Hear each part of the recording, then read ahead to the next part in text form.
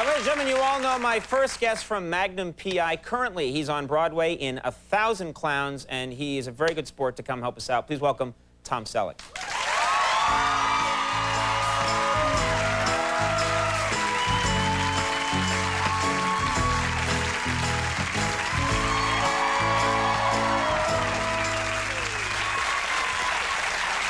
You're very, you were here a week and a half ago. Yeah, about a week and a half ago. A week and a half ago. Just thought I'd stop by and say hi again. Yeah.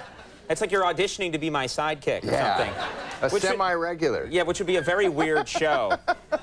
Conan's new sidekick is Tom Selleck. Yes. People would be, people would like it. It would be better for me than for you. Great for me, not so great for you. You know what's and it was such a, you know, when you were on, you were such a good sport, and it was such a silly show. We reunited you with your lost mustache. Yes.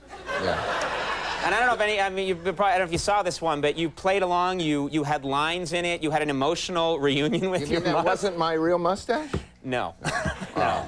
We bought that. Yeah. Well, I think they're sending it to Washington to give advice. Yeah. It's the mustache. It's a wise mustache. There's a lot of miles on that mustache. Yeah. Well, no, and what's interesting to me is it was light, and it was really silly, and it's really fun, and now it does feel like 1,000 years ago. It was, I think, a week and a half ago, Jeff. I'm not sure, but it was like a week and a half ago. Something like that. And you remember? Yeah. I'm just asking random people in the audience.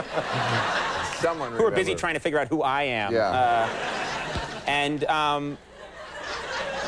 They're adjusting their glasses. But it is, you know, such a different situation that we're in now, and we were very appreciative that you're here, and you've been, because you're in New York, you've been living through this. Yeah.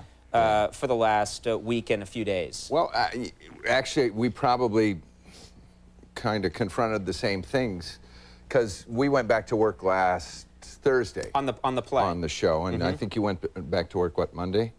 We went back to work Tuesday. Yeah, and you know, it was hard, because we were shut down and should have been, and then the mayor said Broadway should start up, and they responded, but I didn't know whether it was the right thing to do, and I kind of walked around the city on Wednesday, and because there is a quandary of you don't want to rush it, and you don't know. Some people say you're taking people's minds off of it. Some people say, well, no, it's not time. It's not respectful. And I talked to a lot of firemen and policemen. I just went up and I said, look, I'm in this Broadway show. You may not recognize me because I don't have a mustache. I love that for you to get recognized, you have to go, hi, can I just, hold on a second. Yeah.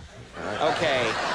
I used to be Magnum. Yeah, right. But I said, look, they want me to go back tomorrow night. I guess I'll have to. What do you guys think? And everybody, to a man and woman, just said you must. Right. You know, it's the most important thing you can do. And you know, and I'm sure you went through the same thing. As much as we'd like to, or as much as you'd like to, and you're doing something too, by the way, by being here, something important, I think. And you know, as much as we'd like to go down and remove the rubble, we can't. And you want to do something. This is what we do. And once we got through that and we talked as a cast, we felt, as hard as it was going to be Thursday night, that, you know, we owed the audience a real good show. And the audience felt they owed us, you don't know, audiences don't know entertainers rate audience. It's a little secret we have, don't we? I pay my audience. I mingle. Well, it's a great audience. Oh, no, I was... So anyway, we just did our best, and they all think they're getting money now. I don't got it. Yeah. But no, it's something you can't do without them. You get an energy from people being there. Yeah, and I had to speak to the audience. Being the lead in the show, they said, Tom, you should do it. And I hate making speeches, but it comes a time where you got to grow up. So I thanked them basically, and I reminded them of something that kept rattling around my head. There was this quote of Edmund Burke's, a British politician, who said, all that's necessary for evil to triumph is for good people to do nothing. And I told the audience that we all felt as a cast that they were doing something good, because Broadway is so, and you and all these shows are so much a part of New York. it sends a much bigger signal than what happens in this studio or on our stage.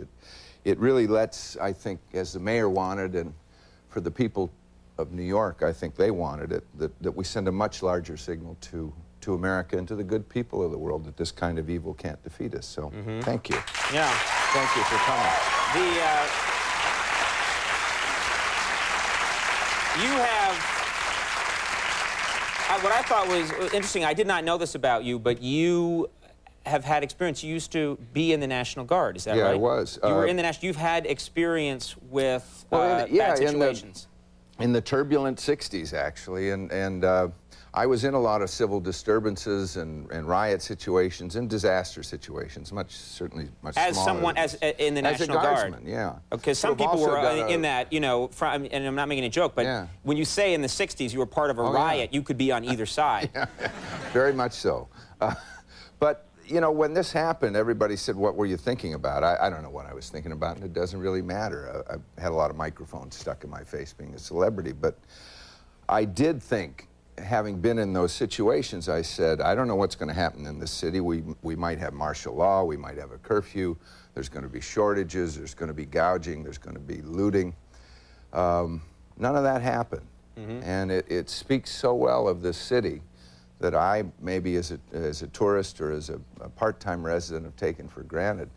The people in New York clearly have as a free people, chosen to try to do the right thing. And what's remarkable, they've said, you know, there was literally, I think there was literally no looting when there was so much opportunity and so few people. There are always going to be some people taking advantage, but the way people have behaved in the last week and a half is extraordinary. Yeah, and if you live in New York, as I do right now, in Midtown, and in most parts of the city, other than the obvious aftermath of the tragedy on everybody's minds, the city is operating in a very normal way. And I think the people in America need to know that.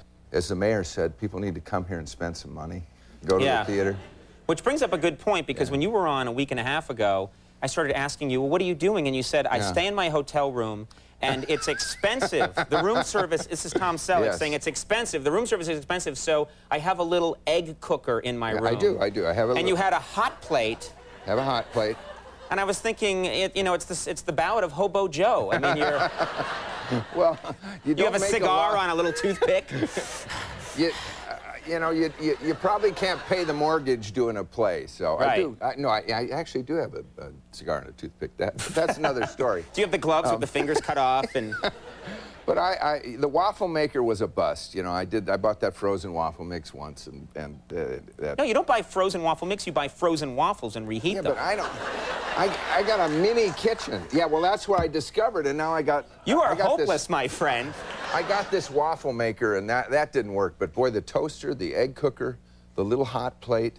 I've just thwarted room service at my hotel. But now the mayor is asking you to get out there and spend some money, and you're in your room watching him with your little mini lab making a croque monsieur. I have been restaurant man. You've been going to the restaurants. I'm spending money, which is hard to do because Sunday night's our last night on our play because of the tragedy. A lot of shows are closing, and which is, I mean, your show was doing great. Your show was breaking box office records for your theater. 2 days before the tragedy, the attack. We should keep saying attack. 2 days before, we set an all-time record in the history of this theater for sales, and in 1 week,